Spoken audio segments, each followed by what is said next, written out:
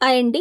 Agreement పెళ్లి అంజలి జ్యోతి వాళ్ళ ఇంటికి అర్జున్కి చెప్పకుండా వచ్చింది అని అతడు కూడా తెలుసుకుంటాడు. అలాగే ఆమెను అతడి జతలో అతడు తీసుకువెళ్ళడానికి జ్యోతి వాళ్ళ ఇంటికి వస్తాడు అర్జున్. కానీ ఆ ఇంటి లోపల అభి, జ్యోతి ఇంకా అంజలి ముగ్గురు ఉన్నారు. అర్జున్ అలా బయట నిలబడి ఉండడాన్ని అంజలి చూడగానే అంజలికి ఆ క్షణం ఆమె గుండె ఆగినంత పని అవుతుంది. అంజలి అక్కడ అర్జున్ని చూడగానే అయ్యో దేవుడా, ఈ అర్జున్ గారు ఎందుకు ఇప్పుడు ఇక్కడికి వచ్చారు? ఈరోజు ఆయనకి ఆఫీస్లో చాలా బిజీ షెడ్యూల్ ఉంది. కానీ ఆయన ఎందుకు ఇక్కడికి వచ్చారు అని ఆమె మనసులోనే ఆలోచిస్తూ ఉంటుంది అంజలి. అలాగే ఇప్పుడు ఇక్కడ ఏమైనా అభిని ఆయన గారు ఏమైనా చూశారు అంటే అంతే నా సంగతి అని అంజలి కంగారు పడుతూ ఉంటుంది. అంతలోపే అర్జున్ బయట నిలబడి ఉండడంతో డోర్ ఓపెన్ చెయ్యకపోవడంతో అర్జున్ కూడా మరొకసారి బెల్ వేస్తాడు. ఆ బెల్ సౌండ్ని వినగానే అంజలి గుండెల్లో ఏదో తెలియని బాధ ఆమెకు కూడా తెలియకుండానే ఆమెను పూర్తిగా ఆవరిస్తుంది. అప్పుడు జ్యోతి ఆమె మనసులో ఇప్పుడు నేను ఇక్కడ ఏం చెయ్యాలి? అతడు ఇంటి లోపలికి వచ్చేలోపే నేను కూడా ఇక్కడ నుంచి వెళ్ళిపోవాలా? లేదా ఇక్కడేమైనా అభిని చూస్తే అర్జున్ గారు ఏమి చేస్తారు అని ఆమె ఆలోచిస్తూ ఉంటుంది. కానీ ఇంతలోనే జ్యోతి అక్కడికి వెళ్ళి ఆమె డోర్ని ఓపెన్ చేస్తుంది. దాంతో అంజలి డోర్ ఎందుకు నువ్వు ఓపెన్ చేశావు అన్నట్టుగా జ్యోతి వైపు అంజలి చూస్తుంది. ఆ చూపుని అర్థం చేసుకున్న జ్యోతి ఆమె కళ్ళతోనే ఏం పర్వాలేదులే అని ఆమె కళ్ళతోనే అంజలికి కూడా ఆమె రివర్స్ సమాధానాన్ని ఇస్తుంది. అలాగే అర్జున్ని చూస్తూ సార్ మీరా, రండి లోపలికి రండి అని జ్యోతి అర్జున్ని లోపలికి ఆహ్వానిస్తుంది. అప్పుడు అర్జున్ కూడా లోపలికి వచ్చిన తరువాత అర్జున్ అంజలి మొహంలో ఉన్న కంగారుని చూస్తూ ఖచ్చితంగా ఈ అంజలి నాకు తెలియకుండా ఏదో పెద్ద పని చేస్తూ ఉంది అని అతడి మనసులోనే అనుకుంటాడు. అందుకే ఇలా నన్ను చూస్తూనే ఈమె ఇంతలా టెన్షన్ పడిపోతూ ఉంది అని అనుకుంటూ అంజలి, ఎందుకు నేను ఇక్కడికి రావడం నీకు ఇష్టం లేనట్టుగా ఉంది? అందుకే కదా నువ్వు నన్ను చూస్తూనే ఇంతలాగా టెన్షన్ పడిపోతూ ఉన్నావు. ఇక్కడికి నేను రావడం నీకు ఇష్టం లేదా? నేను నిన్ను ఇబ్బంది పెడుతున్నానా అని అర్జున్ ఆమెను అడుగుతాడు.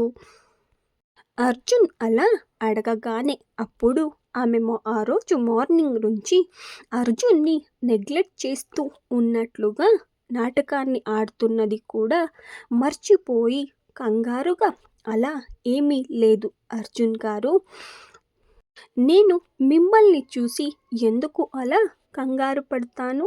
నాకు ఎలాంటి టెన్షన్ ఇంకా కంగారు ఏమాత్రం లేదు. మిమ్మల్ని ఇక్కడ సడన్గా చూడగానే నేను కొంచెం షాక్ అయ్యాను అంతే. మీరు ఇప్పుడు ఎందుకు ఇంత సడన్గా ఇక్కడికి వచ్చారు? మీకు నాతో ఏదైనా ఇంపార్టెంట్ పని ఉందా అని అంజలి నార్మల్గా ఉన్నట్లు అడుగుతుంది. అర్జున్ అప్పుడు అంజలిని చూస్తూ నేను నా పెళ్ళాన్ని విడిచి ఏమాత్రం ఉండలేకపోతున్నాను. అందుకే ఇంటికి వెళ్తే అక్కడ నువ్వు లేవు అని నీకోసం నేను ఇక్కడికి నిన్ను వెతుక్కుంటూ వచ్చేశాను అని అర్జున్ అంటాడు. అలాగే నువ్వు ఎక్కడికైనా వెళ్తే అప్పుడు నాతో ఒక్క మాట ముందే చెప్పాలి కదా అని. అది కూడా నీకు ఏమాత్రం తెలియదా? నీకోసం నేను 2 గంటలుగా వెతుకుతూనే ఉన్నాను. అలాగే నా మైండ్ కూడా ఎంత డిస్టర్బ్ అయ్యిందో నీకు ఏమాత్రం తెలుసా అని అర్జున్ అంజలితో అంటాడు. అలాగే అర్జున్ అంజలితో, అలాగే నీ మొబైల్ కూడా స్విచ్ ఆఫ్ అయి ఉంది ఎందుకు అని అంటూ, పద మనం మన ఇంటికి వెళ్దాం అని అంజలితో అంటాడు అర్జున్.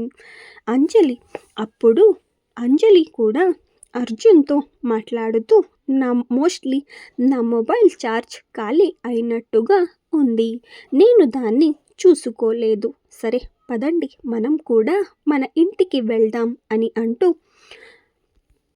అభి ఉన్న వంక చూస్తుంది అంజలి. కానీ అక్కడ అభి ఉండకపోవడంతో ఆమె మనసు కొంచెం సమాధానపరుచుకుంటుంది. ఆమె మనసులో అమ్మయ్య అభి ఇక్కడ లేడు అని అనుకుంటూ ఆమె తన హ్యాండ్ బ్యాగ్ని తీసుకుంటూ, సరే పదండి మనం వెళ్దాం అని అంటూ ఆమె ముందుకు అడుగులు వేస్తూ ఉంటుంది. అర్జున్కి ఆ అంజలి ప్రవర్తన ఎందుకో చాలా వింతగా అనిపిస్తుంది.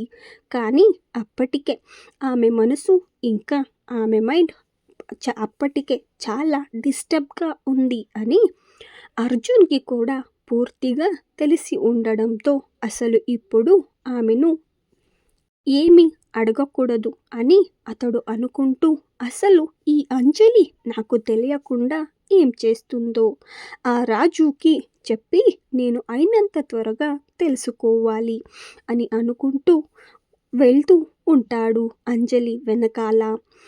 అలాగే ఒక్క క్షణం ఆగి అలాగే వెనక్కి వస్తూ జ్యోతిని చూస్తూ, జ్యోతి అలాగే అంజలి వైపు కూడా తిరిగి, ఎందుకు నీకు అంత అర్జెంట్ చేస్తూ ఉన్నావు నువ్వు ఇవాళ?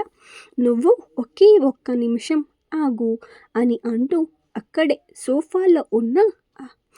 సోఫాలో అర్జున్ కూర్చుంటూ, జ్యోతి వెళ్ళి నాకు ఒకే ఒక కప్ కాఫీ తీసుకునిరా అని అంటాడు జ్యోతితో అర్జున్. అప్పుడు జ్యోతి కూడా నార్మల్గానే ఓకే సార్ అని అంటూ కిచెన్ లోపలికి వెళ్తుంది. జ్యోతి అలా కిచెన్ లోపలికి వెళ్ళగానే అంజలి కూడా జ్యోతి వెనకాలే వెళ్ళి ఆమెకు మాత్రమే వినపడేలా అభి ఎక్కడికి వెళ్ళాడు అని అడుగుతుంది జ్యోతిని. అభి ఎక్కడ కనపడడం లేదు అని అడుగుతుంది అంజలి జ్యోతిని. అప్పుడు జ్యోతి అంజలితో, నువ్వు అలా కిటికీ దగ్గర నిలబడి భయపడుతూ ఉన్నప్పుడే నాకు తెలిసిపోయింది ఏమిటంటే అక్కడ ఉన్నది అర్జున్ గారు ఇక్కడికి వచ్చారు అని. అలాగే నువ్వు ఈరోజు మార్నింగ్ అభిని నువ్వు కలవడంతో అర్జున్ గారికి చాలా కోపం వచ్చింది అని కూడా నువ్వు నాతో చెప్పావు కదా, అందుకే నేను అభిని నా రూమ్లో ఉండమని చెప్పాను. నువ్విప్పుడు త్వరగా హాల్లోకి వెళ్ళు, ఒకవేళ అర్జున్ గారు ఏమైనా నా రూమ్ దగ్గరికి వెళ్తే అప్పుడు మనకే కష్టం అవుతుంది అని అంటుంది జ్యోతి.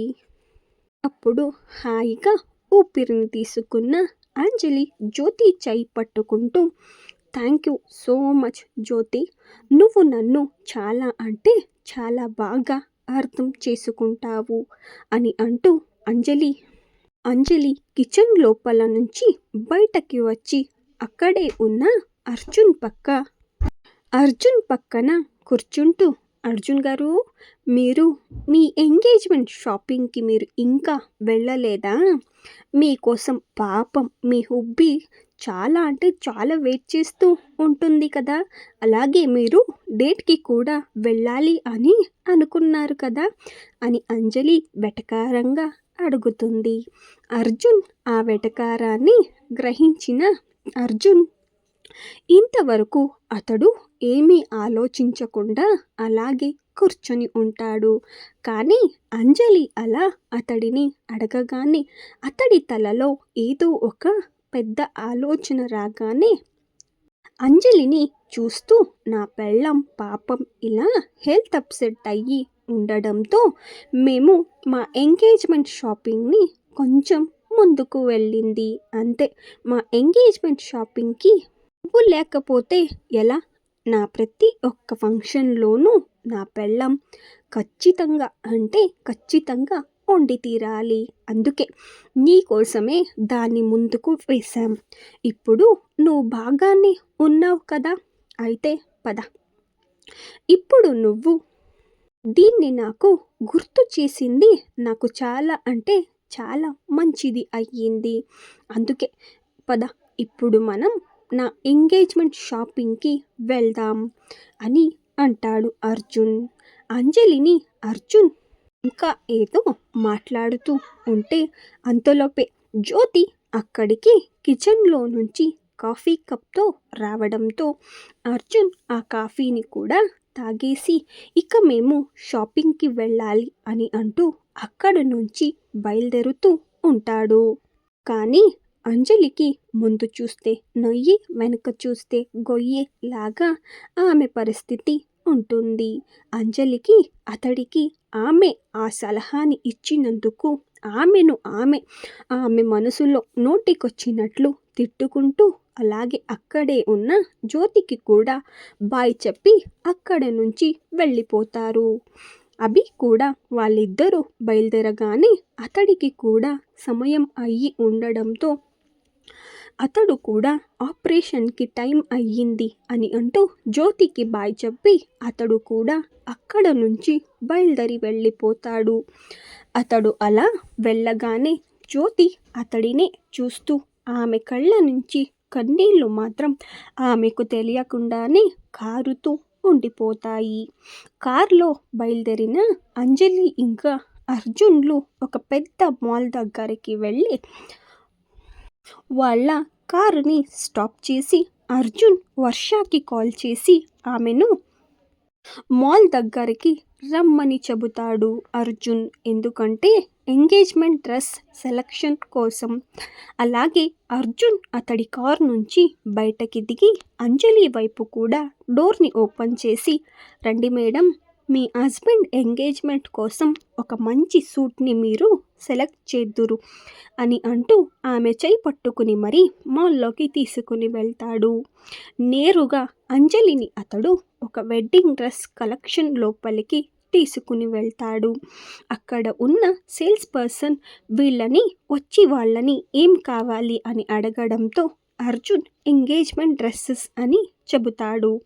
అప్పుడు ఆ అమ్మాయి అంజలి ఇంకా అర్జున్ పెళ్లి కొడుకు ఇంకా పెళ్లి కూతురు అని అనుకుంటూ అంజలిని ఆమె చూస్తూ అంజలికి సూట్ అయ్యేలాంటి డ్రెస్సెస్ మాత్రమే ఆమె సెలెక్ట్ చేసి అంజలి చేతిలో పెడుతుంది.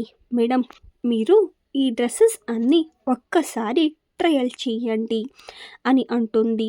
కానీ అంజలి మాత్రం ఈ డ్రెస్సెస్ నాకు కాదు అని, అలాగే పెళ్లి కూతురు కూడా నేను కాదు అని సేల్స్ గర్ల్స్తో చెబుతూ ఉంటే అంతలోపే అర్జున్ అక్కడికి వచ్చి ఆమె చేతిలో ఉన్న డ్రెస్సెస్ అన్నీ అర్జున్ తీసుకుంటాడు. అలాగే అంజలిని డ్రెస్సింగ్ రూమ్ వైపు తీసుకుని వెళ్తూ మై డియర్ సీక్రెట్ వైఫ్, నువ్వు నా ఎంగేజ్మెంట్లో చాలా అంటే చాలా అందంగా కనిపించాలి కదా, అందుకే నువ్వు ఈ డ్రెస్సెస్లో ఏదో ఒకటి నువ్వు కూడా సెలెక్ట్ చేసుకో అని అర్జున్ అంటాడు.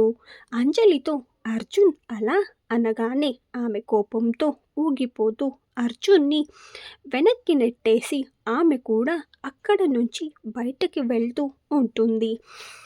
అంజలి ప్రవర్తన చూసిన అర్జున్ నవ్వుతూ ఆమెను వెనక్కి అతని మీదకి లాక్కుంటాడు. ఇంకా ఉందండి, నెక్స్ట్ వీడియోలో మళ్ళీ కలుసుకుందాం. Thank you.